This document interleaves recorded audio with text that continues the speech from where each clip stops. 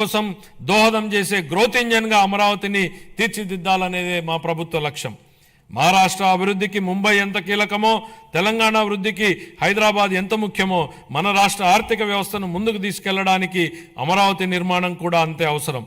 గౌరవనీయ ప్రధానమంత్రి శ్రీ నరేంద్ర మోడీ గారి సహకారంతో ప్రపంచ స్థాయి మౌలిక సదుపాయాలు, పెట్టుబడులు మరియు ఉపాధి అవకాశాలను కల్పించడం ద్వారా అమరావతిని ముంబై మరియు హైదరాబాద్లతో సరితూగే ఆర్థిక శక్తిగా అభివృద్ధి చేయడానికి మా ప్రభుత్వం కృషి చేస్తోంది. అమరావతిని విధ్వంసం చేసేందుకు నాటి పాలకులు చెప్పిన మాటలను ఈ సందర్భంగా గుర్తు చేయాలనుకుంటున్న అధ్యక్ష. రాజధాని నిర్మాణం కోసం అంత డబ్బులు ఇవ్వలేం కాబట్టే 3 రాజధానులు ఏర్పాటు అన్నారు. ఇవాళ మేం రాజధాని పనుల నిర్మాణం కోసం బడ్జెట్ నుంచి ₹1 కూడా కేటాయించలేదు అధ్యక్ష. కానీ రాజధాని పనులు ప్రారంభం కాబోతున్నాయి. మా ముఖ్యమంత్రి గారు చెప్పిన విధంగా అమరావతి సెల్ఫ్ సస్టైనబుల్ ప్రాజెక్ట్ అని నిరూపితమైంది. తనకు తానే ఆర్థిక వనరులు సంపాదించుకునే ప్రాజెక్టు అమరావతి అని కళ్ల ముందు కనపడుతోంది. ప్రపంచ బ్యాంకు, ఆసియా అభివృద్ధి బ్యాంకు మరియు హడ్కో వంటి ఆర్థిక సంస్థల సహకారంతో కేంద్ర ప్రభుత్వం ద్వారా అమరావతి నిధులు సమకూర్చుకునే ఏర్పాటును మా ప్రభుత్వం ఏర్పాటు చేసింది.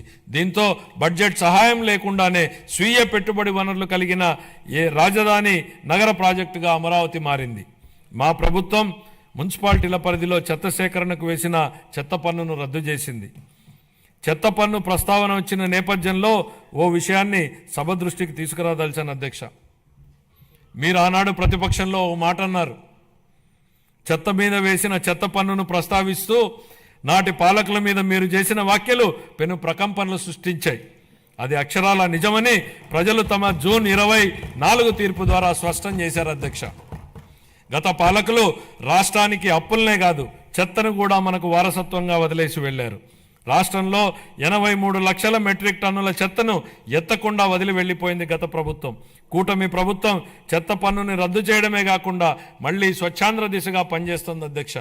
పట్టణ పేదలకు రాయితీపై ఆహారాన్ని అందించే 204 అన్నా క్యాంటీన్లను ఇప్పటికే ప్రారంభించడం జరిగింది.